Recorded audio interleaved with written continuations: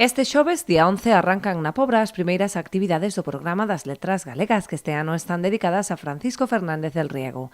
Ás 11 abrirá as súas portas a exposición de ilustracións realizadas polos escolares do Colexio Pilar Maeztu Sierra e xa pola tarde terá lugar a presentación do libro Entre Nós. Serán tan só o aperitivo dunha ampla programación cultural que terá continuidade o venres coa entrega do Premio de Literatura Infantil Carlos Mosteiro a María Canosa.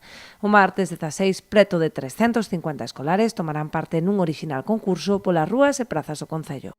É un xogo que está enfocado ás letras, os nenos teñen que ir facendo unha serie de probas onde van conseguindo unhas frases dun verso, que ao final é un verso de Don Paco, e entón, pois, bueno, teñen que ir, van a estarse desde a Plaza Maior, que é onde imos arrancar, hasta o Cantón da Leña, e cada grupo ten que ir buscando as probas que lle van marcando para ir conseguindo os premios. O propio 17 de maio conmemorarase co Ronsel da Verbena, no que participan a totalidade das agrupacións culturais do municipio. As plazas do núcleo urbano se van a convertir nun punto de encontro da cultura, con percorridos guiados, música, cantos, costumes.